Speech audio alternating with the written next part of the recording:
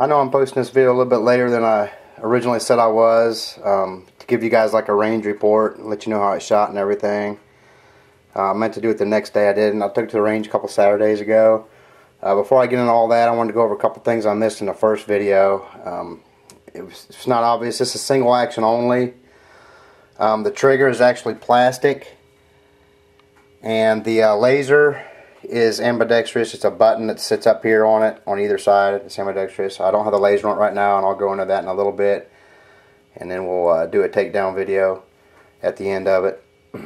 I ran a lot of different ammunition through this. Before I move on with that, I did a quick video of the ammo before I went out and shot it, just so you guys can see exactly what I shot through it. So I'll put that clip in here right now so you guys will know. Just show you guys what rounds I'm going to run through it. POG and then some Independents, some Federal, and then I got a miscellaneous box of 9mm rounds, and I think all these are in here. I got some flat nosed in there, just some regular ball ammo, and I got hollow points. I'm going to run all 4 of those and all 3 of these in the boxes through there to make sure it feeds everything. So anyway, you'll know what I fed through there that way. Okay, so I took it to the range. Out of the box, I took it down. I put a drop of oil down each slide, and down each slide rail, and I dropped oil in the barrel, put it back together, took it to the range. I shot over 150 rounds through it, and it was perfect. It shot absolutely not a single malfunction, not a failure to feed, not a failure to eject, nothing. It was perfect. It was a blast shooting it. And like I said, I shot over 150 rounds through it. Probably, I know it was 15 yards out. I know a lot of people have trouble. I figured I would too, aiming these things because of their size, and this is the smallest pistol I've ever had, and I had no problem whatsoever at 15 yards. It just tore that target up.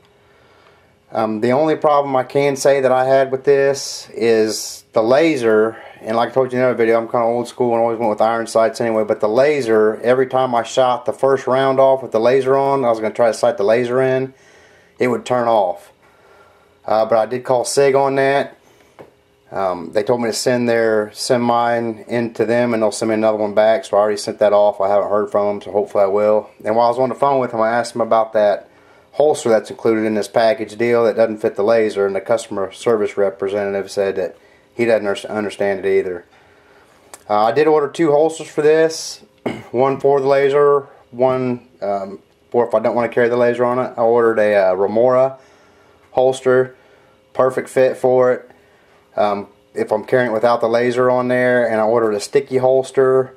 They said they'd customize it to accommodate the laser, sorry, and it came back. I was very disappointed in sticky holster. The thing was just buried in there. It was a horrible fit.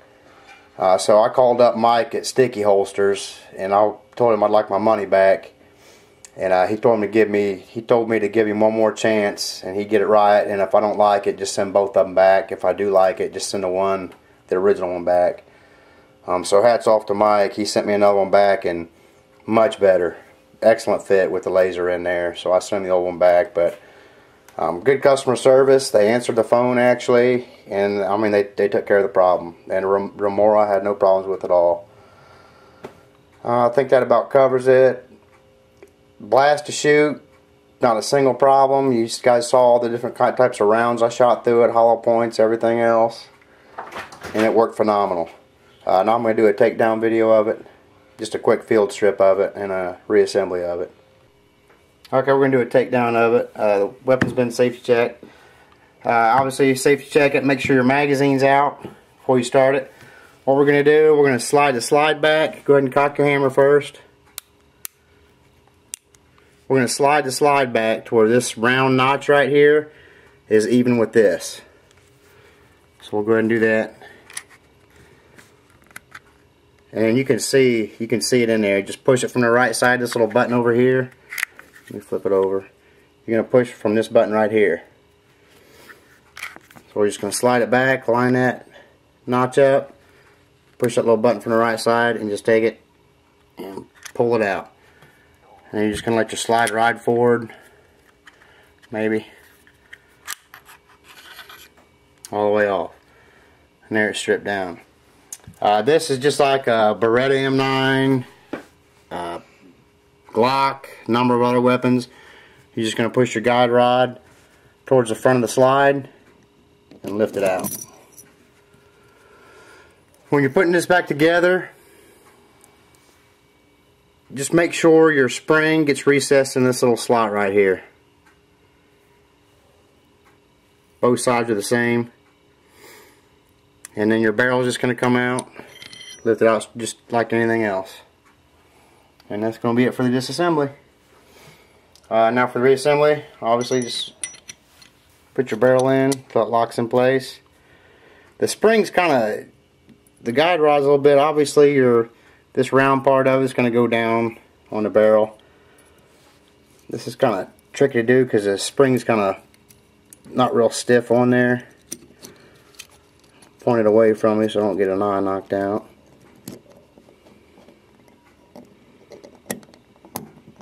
Just snap it down in there. One important thing one thing when you're cleaning it, I've seen this, other people had this. This is for your slide stop or your takedown, whatever you want to call it, your slide stop. When you're cleaning it, be careful you don't bend this, because if this gets bent even in the least, this is what locks it down, and it can ride up and you'll have your slide will lock back when your magazine's not empty. So just be careful with that when you're cleaning it. And one other thing, this is your ejector sticking up right here. When we put the slide on, we're going to have to tilt that down and just put it down far enough that your slide will slide on. That's all the farther you want to go down with it. Don't press it way down in there. Okay, you're just going to line up your rails. You're just going to push the ejector down far enough where your slide goes over it, and then bring it back. You can see through the hole once your barrel lug lines up with it. It's a lot easier than a 1911 because you don't have it swinging around. So once you see that hole through there, you're just going to put your slide stop in there. Once it's in there, don't swing it up and down like a also you wouldn't want to do that to 1911. You'll get that scratch on your frame. You're just going to pull your slide back all the way where that notch is lined up. Make sure I'm off the frame. Line up that notch, you're just going to push it straight in. Then obviously you can do a function check. Safety off. Safety on. And that's it. Again, thanks for watching.